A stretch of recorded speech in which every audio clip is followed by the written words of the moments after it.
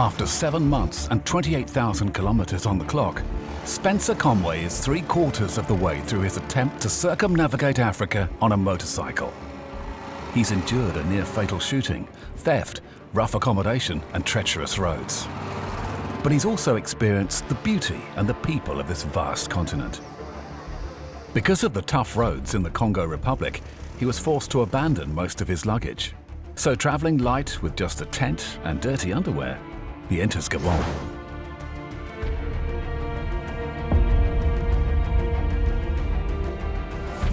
Okay, good morning. Sorry I'm looking so bleary-eyed. It's about 6:30 in the morning and I'm about 40 kilometers into Gabon. Last night I stopped just outside the border post because it was getting late. Once again, it's a dirt road, but it's perfect. And guess who's doing it? The Chinese. It seems like in 10 years' time, you'll be able to go around Africa on tar roads all the way if you want to, which is excellent for the countries that are involved. But you wonder at what price, what their debt's going to be to the Chinese, whether they've signed off their mineral rights or logging rights or God knows what, but that's the way of the world. After crossing the border at Dussala, Spencer's route across Gabon will take him towards the capital, Libreville. He then plans to travel north, avoiding Equatorial Guinea, to the Cameroon border crossing near Bitam. It's about 900 kilometers, and if there are no delays, it should take Spencer 2 days.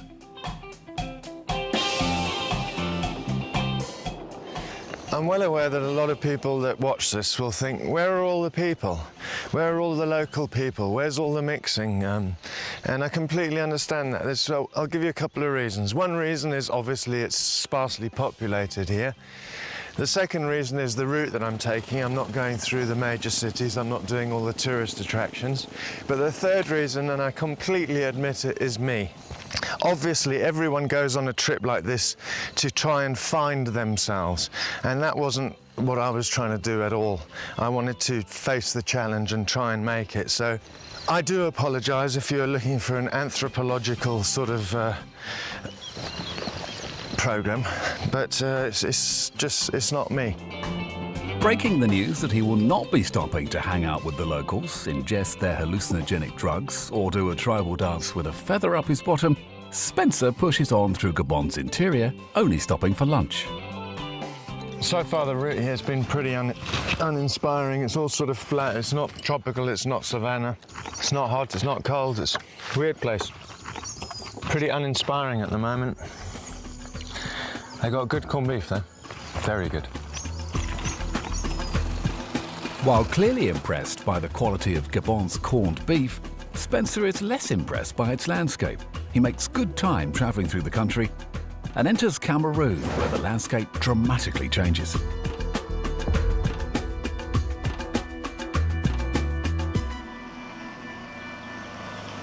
Okay, I'm on the ring road in sort of western Cameroon, lower western Cameroon, and heading around. This ring road is 360 kilometers long, but we're just going to do a certain section of it. I'm here with Mike, a friend of mine who I met along the way. He's traveling independently, but for today he's come on the bike. We're heading down towards a place called Abbey Waterfall. Got no idea what it's like, but this area is really, it's made up of crater lakes and waterfalls and a lot of rivers and very, very beautiful scenery. And I'm just going to show you a little bit of it now.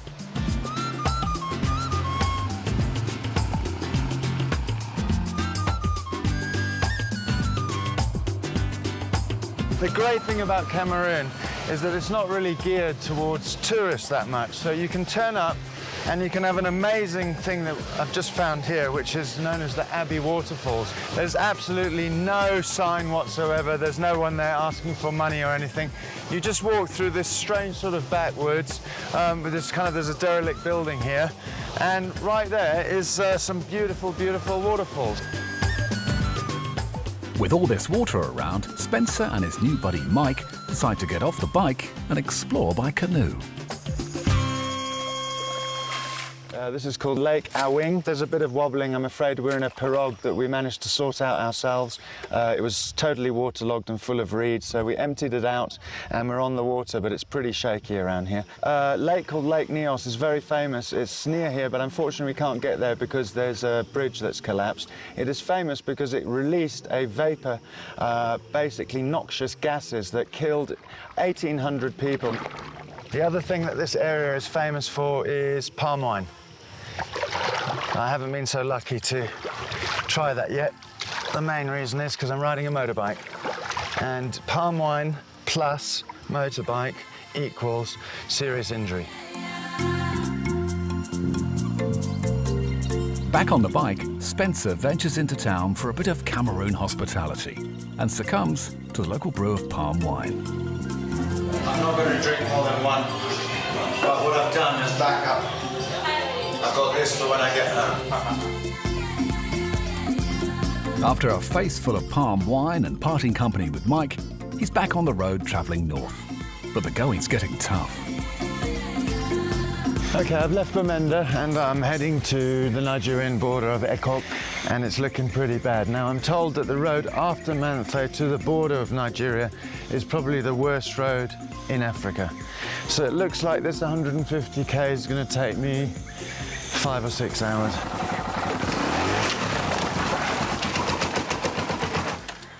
Once again, the Chinese are doing up the road, so the road has got a little bit better. Unfortunately, just before that I had a little tumble. There was a drop about 100 foot down one side, and then there was a big gully, and I hesitated, and hesitation leads to disaster, and I fell. I think I've sprained my wrist. It's a bit sore, I don't know, sort of a bit bent. With a limp wrist, he enters the most populated country in Africa, Nigeria. And it seems the entire population has turned out to give him a warm welcome. Okay, good morning. It's day 220 on my trip and I'm in Lagos in Nigeria. I'm leaving today to go to Benin, and it's been absolutely mad. Nigeria is supposed to be larger than life. A lot of people told me you're not going to believe it when you get there, and it's absolutely true. I've literally been swept away by the place. There's been non-stop attention. Now, mainly due to a guy called Charlie Boy, who's also known as the area father, because he controls all the motorbikes. He provides motorbikes for people. He's a film star. He's got his own TV show. But he organised press conferences galore. I must have been in 10 newspapers. Must have been on TV 5 or 6 times. People recognise me in the street, and which is kind of weird with 160 million people, that people come up to you and say, I saw you on TV, but I've been on all the main TV channels. Okay, the Lakota boys, let's hear it now! Yeah! And thanks to them also, I've been put up in, well, this is a 5-star hotel for here. And just out of interest, I went and asked how much it is. It's $125 a day. And Charlie Boy's put me up here for 3 nights, so how nice of him, eh? The only downside was that from Abuja to Lagos, I didn't manage to do any filming because there was a convoy and we were rushing to get to Lagos for 2 o'clock, so it was just non-stop speeding with completely crazy drivers. So, and once again, I'll be sad to leave.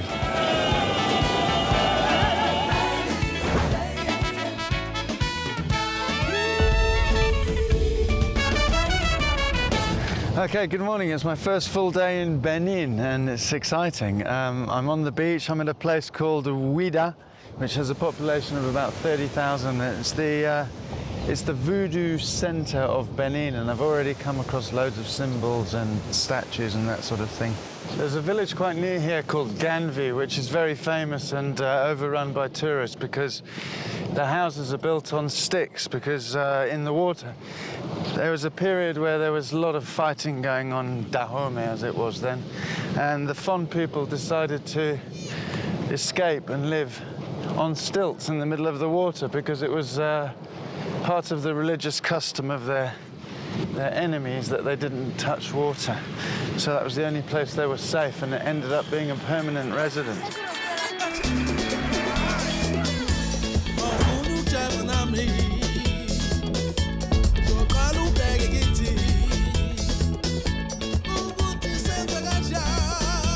I've just arrived in Togo. Border was a bit of a hassle actually. They wanted a visa even though I don't think you need a visa. And that cost me $20 US. The guy was a bit rude actually, which is surprising because Benin was really excellent. Pity they couldn't give me more than 48 hours. It was just one long beautiful beach along the coast and I could have stayed there forever. So I'll just give you a quick view.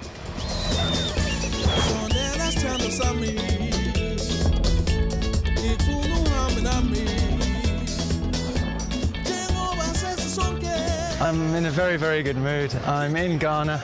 Everyone I've met's been absolutely brilliant. Hello. Everyone's been brilliant, very, very friendly. Glad I got out of Togo, even though I had no choice because I couldn't get any money, but the vibe wasn't good. But I had to stop here because it's a famous, famous river, the Volta. I didn't even know where it was, but here it is, the lower Volta. So I suppose I'm going to reach the upper Volta at some point. After leaving Cameroon, Spencer's route took him to the Nigerian capital, Lagos. From there, he travelled along the coast into the small countries of Benin and Togo. Now in Ghana, his plan is to travel to its capital, Accra, and then to Burkina Faso, avoiding the Ivory Coast, which is not issuing visas. I'm in Accra, in the capital of Ghana, and I found a room for about $7. It's pretty rough, it's pretty basic. There's no toilet, there's no shower. It's in a derelict building and it's actually a brothel. There's about 50 prostitutes here. As you can see, it's not the cleanest. There's my water for washing and showers, and there's the bed on the floor. And the curtains. Don't think they've been cleaned for a while. After a dirty night with noisy neighbours, Spencer leaves Accra and heads up the coast, which has a morbid history.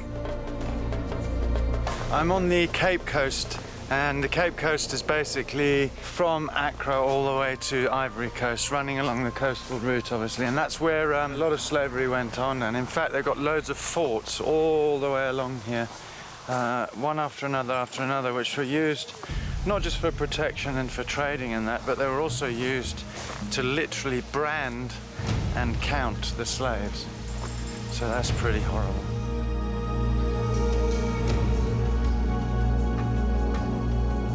This is probably my last report from Ghana.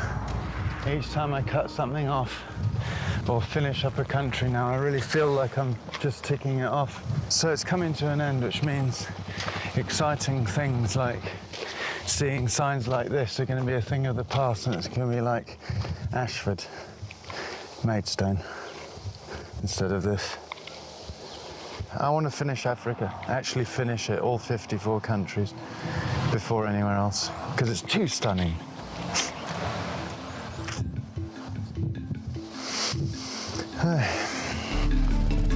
After offending the people of Ashford and Maidstone, Spencer makes a tearful exit from Ghana and enters Burkina Faso. Okay, I've been in Burkina Faso for about 20 minutes and it's brilliant. Everybody's waving to me, everybody's smiling, and in fact there's two kids behind me right now. Hello, ça va? Excellent. And obviously the language barrier is not a problem for me because I speak French like Charles de Gaulle, so I'm all right. Charles de Gaulle. Bonjour, madame. Ça va? Excellent. Spencer entered Burkina Faso at the border crossing at Pagé. His route will then take him across the interior and then into Mali at the Kadira border. From there, he'll travel to Bamako, the capital, and then on to Guinea. But first, he wants to fulfill a strange childhood dream. Okay, I can finally say it. A childhood dream, absolutely. I'm in Ouagadougou, the capital of Burkina Faso. What a great thing to say. It's a pit. It's such a pit. Just got myself some Burkina Faso street food. That is a piece of fish. And then you get rice with black beans. And I also managed to get some stuff to freshen up. So I got Angola. It's most effective.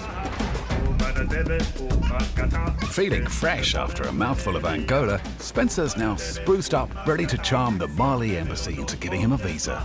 Okay, it's my second day in Burkina Faso and it's 7:30. I just found the embassy for Mali, so I'm all sorted, ready to go there. They open at 8. I don't know if you can see, it's, well, I'm going to show you in a minute, but it's quite a progressive place in the fact that they've got cycle lanes. Probably the only place in the whole of Africa that's got cycle lanes. I don't know if you can see there. So the Teletubbies are popular here as well, eh? Revealing an unhealthy knowledge of children's television, Spencer sets off to Bamako in Mali. It's about 850 kilometres and should take 2 days.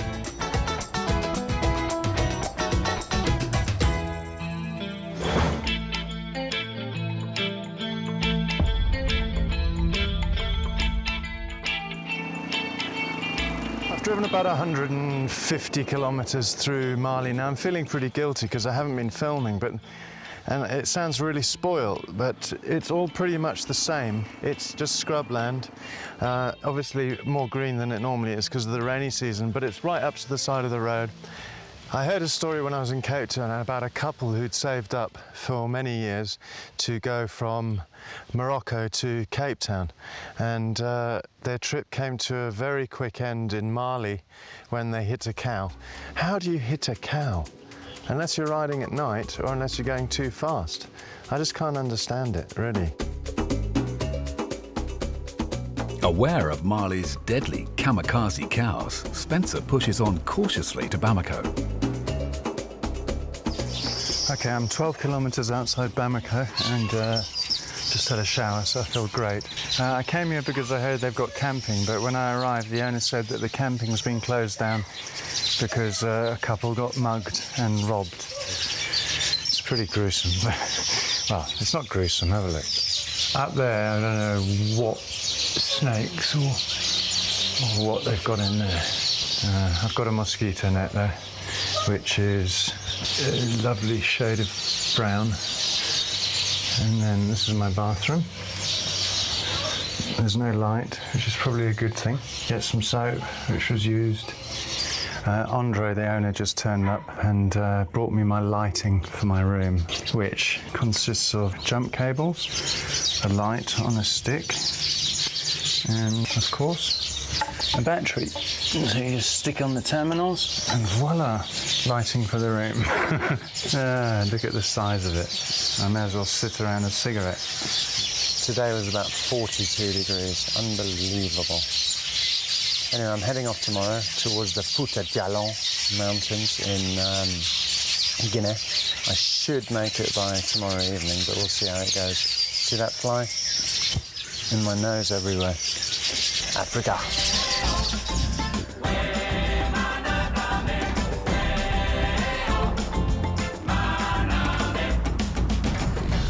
Yesterday I saw a snake crossing the road really quickly, and unfortunately that's the thing about snakes. You only find them if you really want to see them.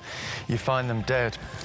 Look at the size of that, and it is a big snake. I'll go back a bit, but just look at those colours. Beautiful. There we go.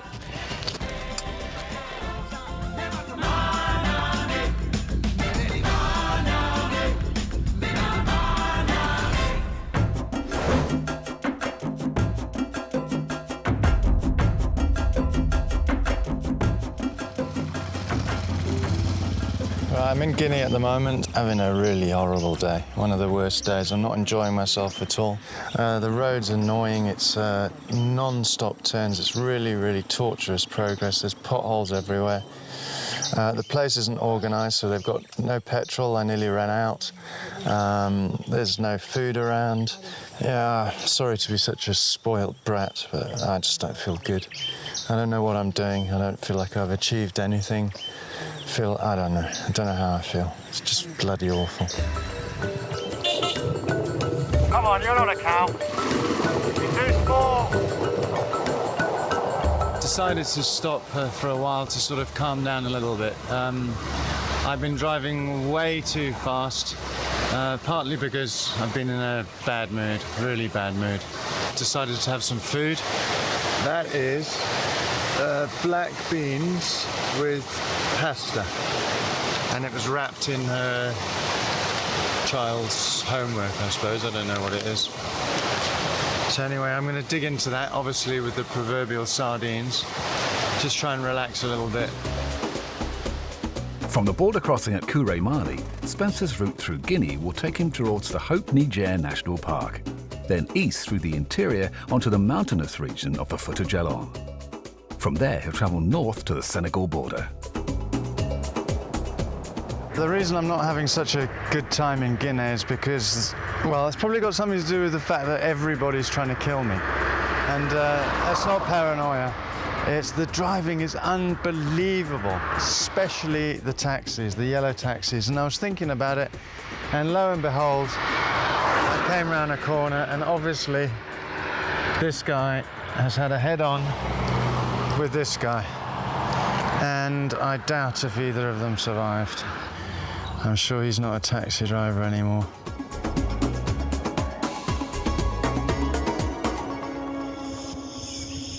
Okay, it's 6:30 in the morning. I'm up really early. I've packed already. I'm ready to go. I'm in the Fouta Djallon Mountains in central Guinea, and I'm in a place called Dalabe, where I stopped for the night because I wanted to be prepared to leave really, really early because apparently I'm facing one of the worst roads in Africa. But we shall see. Excited by the prospect of tackling one of Africa's toughest roads, Spencer's bad mood lifts. He mans up and takes on the challenge. I've done 150 Ks in 5 hours. I've got another 100 Ks to go, so I'm going to make it to the border with Senegal today. It's been amazing, amazing, amazing. I've got a rash on my arm. I don't know if you can see it, but that's from the heat. Ah, brilliant. Love it. Not going to beat me, not going to beat my bike. I'm going to make it. Hardly anyone around. Feel like I'm in real Africa again. Seen some monkeys. Oh, it's great.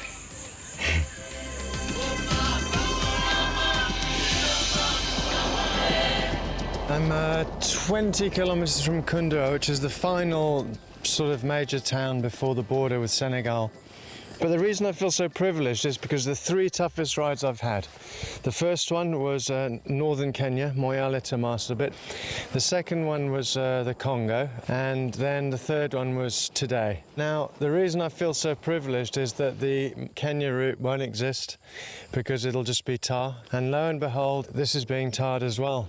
So it looks like next year those 2 routes won't exist. Well, they'll exist, but they'll be easy. And I do feel sorry for people who are really into adventuring. They're missing it on 2 beautiful routes. But the Makela de Zomba route, that will not be done for many, many, many, many years. It's not even a path. So that's the one to go for. In the next episode, Spencer Conway pushes on with the final leg of his extraordinary journey, crossing 7 borders from Senegal to the UK. He will experience harsh desert conditions and faces the reality of returning home to normality.